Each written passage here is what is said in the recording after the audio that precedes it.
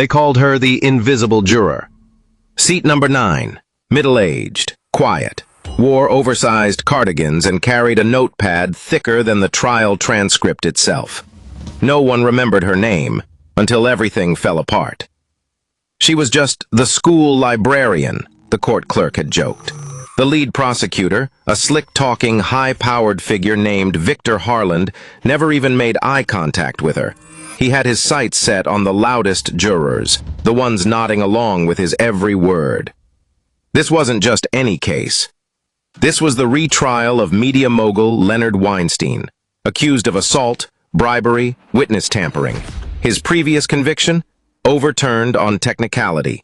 This retrial was supposed to be a formality, a legal show, a second chance for him to walk free. The defense? Ruthless. The evidence? Twisted. The media? Already preparing headlines. Weinstein vindicated. Justice? Nowhere in sight. Until she, Margaret Halley, spoke up. Deliberations began like a bad high school debate. 11 voices, all but hers ready to acquit. He's powerful, not guilty. She wanted attention. Let's just get out of here.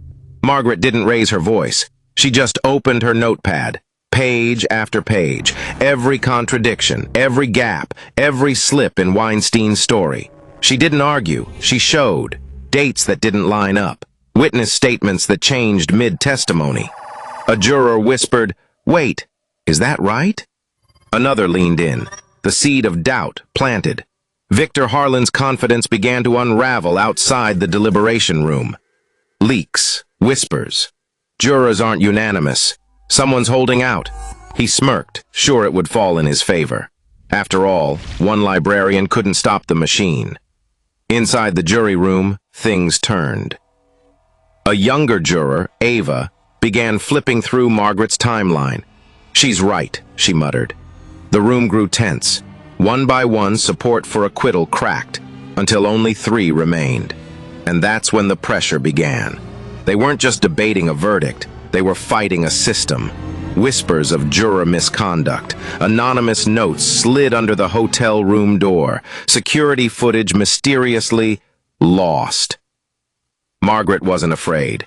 She was angry. "They think they can scare me into silence," she said, her voice like a quiet fire. She remembered the girl on the stand, shaking hands, raw truth. She remembered the smirk on Weinstein's face, like he'd already won. But Margaret had lived through men like him. She'd been silenced before, not this time. She handed Ava a sealed envelope. "If something happens to me, give this to the judge." Ava hesitated. "What is it?" "Proof," Margaret whispered, "of everything." That night, her hotel room door was found open, a suitcase ransacked, Margaret gone. The news broke before sunrise. Juror missing in Weinstein retrial. The prosecution played dumb. The defense blamed stress. Victor Harland went documents, leaked memos, audio recordings, all pointing to a cover-up, one involving Victor Harland and Leonard Weinstein. It hit the judge's chambers like a thunderclap. Court recessed, FBI summoned, journalists scrambled. But Margaret returned 36 hours later, bruised but unbroken. She walked into court like a storm. Not a juror anymore. Now, a witness. She took the stand, voice trembling but sharp, exposed the threats, the intimidation, and most damning, a secret conversation she recorded. Harland offering her a way out, if she voted to acquit. Gasps echoed through the courtroom. Harland turned pale. Weinstein, speechless for the first time. The jury, now hung, watched in stunned silence. The retrial was no longer about Weinstein. It was about corruption, about a woman who refused to stay quiet. The judge declared a mistrial, but not before ordering an investigation into prosecutorial misconduct. Harland was escorted from the building, Weinstein's bail revoked. Margaret walked out of the courthouse to a sea of cameras. She didn't smile. She just said, "Justice isn't loud. Sometimes it whispers. But if you listen close enough, it never lies." The world watched, and just when it felt like the story had ended, a car pulled up beside Margaret that night.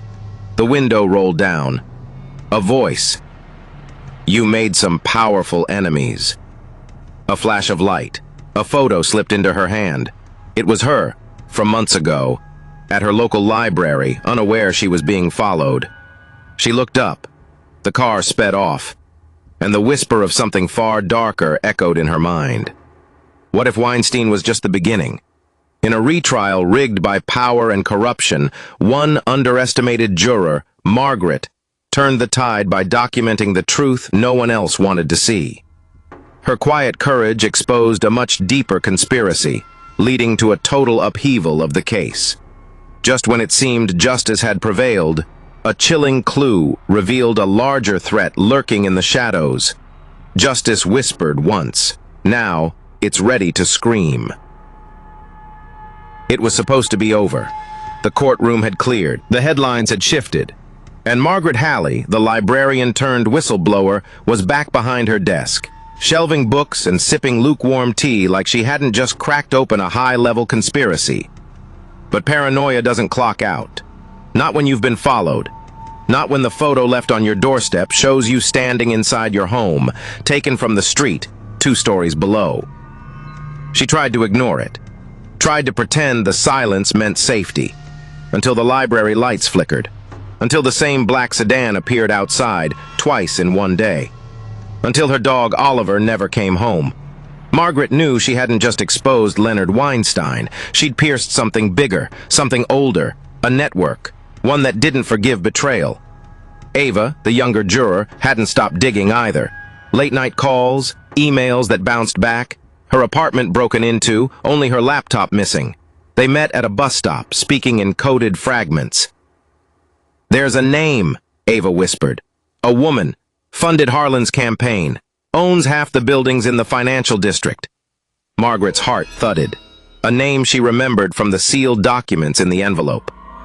Celeste Arbor, not a politician, not a lawyer, but a fixer.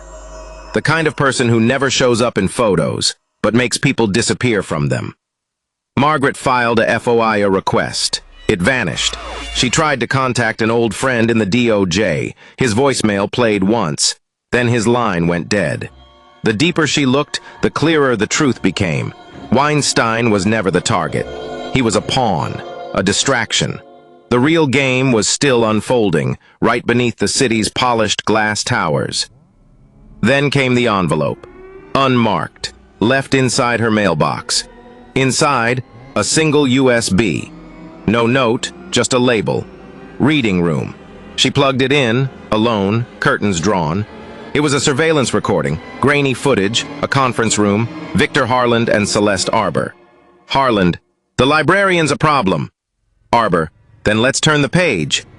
Harland, "She has Ava too, the younger one." Arbor, "Then maybe it's time to close the book." Margaret felt the blood leave her face. She called Ava. No answer. Texted. No reply. She drove. No traffic lights. No music. Only her breath in the silence. Ava's apartment door was open. Lights off. A lamp knocked over. On the kitchen table, a single piece of paper. Margaret's handwriting. But she'd never written it. "Stop digging or you're next." They were trying to frame her. She ran. Back to her car. Back to the only place she could think of. The courthouse.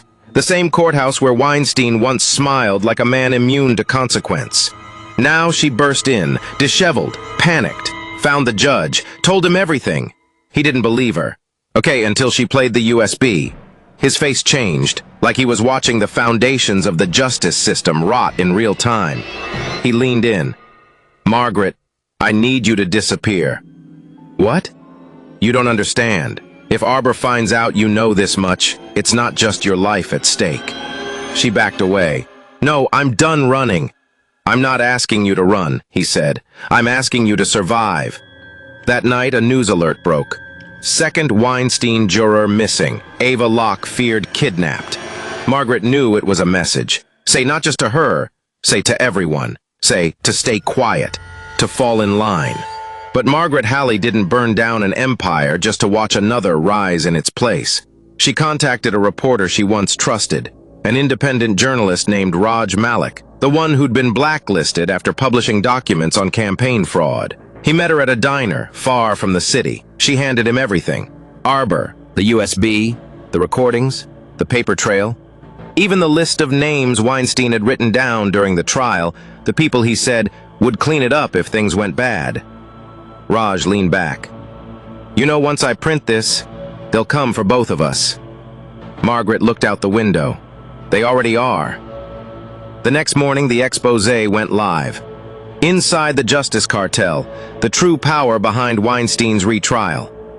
Names, faces, wire transfers, not just Arbor, judges, prosecutors, CEOs, a syndicate that had shaped verdicts, silenced witnesses, buried truths. For years. It went viral in 6 hours. Congressional subpoenas issued in 24. The Department of Justice launched a task force, but Margaret didn't go home. Because she knew what the headlines didn't. Raj's article ended with a footnote. One name remains redacted for security reasons. The one pulling Celeste Arbor's strings. Margaret knew the name. She'd seen it once on a sealed document. And now she was sure she was being hunted by someone whose name had never appeared in any system. Not a CEO, not a judge. Something deeper. Something buried. A week passed. She stayed off the grid until her phone buzzed. Blocked number, a voice. You were brave, Margaret, but brave people don't live long in this story. A pause. I'd like to offer you a deal. Margaret didn't speak. Didn't breathe. We give you Ava, alive. You give us the documents and disappear, forever. Silence. Then a click.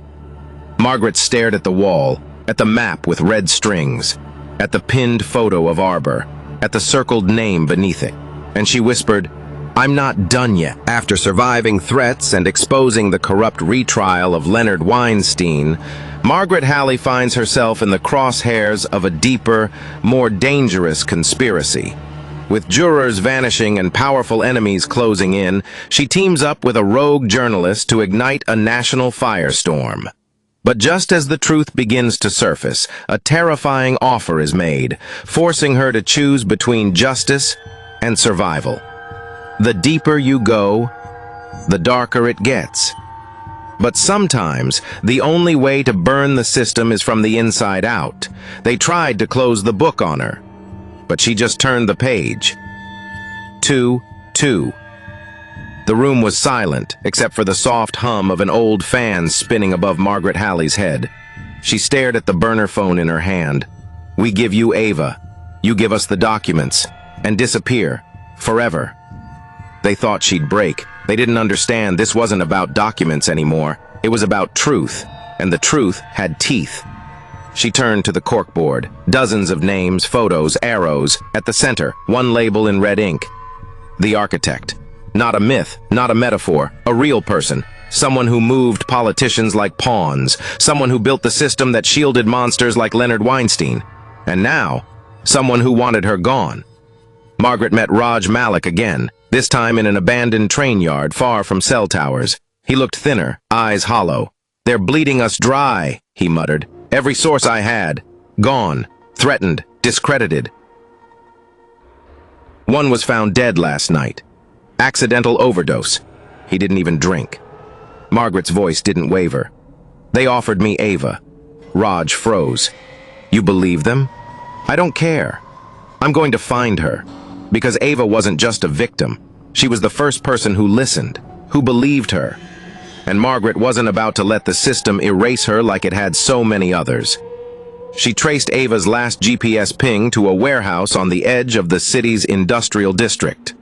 No heat signature, no cameras. Too clean, too planned. That's when she made the call. Not to the police, not to the press, but to someone from her past. Micah Shaw. Ex-military, discharged for refusing to follow orders during a mission that ended in a civilian cover-up. Now a ghost with a debt to repay. I need in. Quiet, she told him. He didn't ask why. He just said, when? That night, under cloud cover, they slipped inside. What they found made Margaret's knees buckle. It wasn't just Ava, it was 12 others. People who'd spoken up. Whistleblowers. One was a teacher from a poisoned school district. Another, a nurse who'd testified in a pharmaceutical lawsuit. All held in silence. Not dead, but disappeared. Kept alive long enough for the world to forget them. Micah disabled the locks. Margaret found Ava, weak, eyes swollen, but breathing. She whispered, "I knew you wouldn't stop looking." Margaret smiled, tears threatening. They picked the wrong librarian. They got out. Barely. The next morning, Margaret went live. Not through a network, not through Raj's website. She hijacked the airwaves. A dormant emergency broadcast channel, rigged with help from hackers Micah had trained with. The footage aired everywhere. "They are not missing. They were taken." The screen split. 12 faces. Ava among them. Footage of the warehouse, of the chains, of the men guarding them, faces visible. Badges identifiable. One even bore the insignia of the Department of Homeland Security. The country exploded. Senate hearings called. Whistleblower protection bills rushed through in hours. Protesters stormed the gates of Weinstein's former estate, but Margaret wasn't done. She went back to the USB, to the redacted folder, the one Raj couldn't decrypt. Micah did. It was a voice file. Older, scratchy, but unmistakable. A conversation between Celeste Arbor and someone else. Male, calm, almost bored. "Weinstein was careless," the voice said. "Replace him, burn the evidence, shift the narrative. You know what to do." Celeste: "What about the juror?" Voice: "If she talks, we turn her into a villain. If that fails, we erase her." Raj traced the voice signature, found a match buried in Senate archives. Testimony from 2002. A name no one had spoken publicly in decades. Everett Langston, former CIA. Now retired, but secretly managing hundreds of millions in private intelligence contracts. And a known associate of half the names on Margaret's board. He was the architect. Margaret stood in her tiny apartment, listening to the recording again and again. He sounded unbothered, like history was something he wrote, not read. She pressed record, faced the camera, and said, "You want me to disappear? Fine, but not before the world sees your face. Everett Langston, the so-called patriot behind the corruption of our justice system. Behind the threats, the disappearances, the lies. You built this rot, and I'm going to tear it down, brick by brick." The message went live, instantly viral, too fast to erase, but even victory has a price. That night, as she left her apartment, a black van turned the corner. Micah shouted too late. The tires screeched. Margaret's body hit the pavement. Gunshots, screams. Raj arrived 30 minutes later. The van gone. Blood on the asphalt. No body, no Margaret, just a note taped to the light pole. Typed simple. 5 chilling words. The book is still open. But in doing so, she uncovers the mastermind, Everett Langston, a man known only as the architect. After exposing him to the world, Margaret vanishes in a violent ambush. But with no body found, a single message suggests her war isn't over. It's only just begun. If this story shook you to your core, share it. If you believe the system must be held accountable, stand up. And if you believe Margaret Halley's fight matters, please subscribe. Because the book isn't closed. Not yet.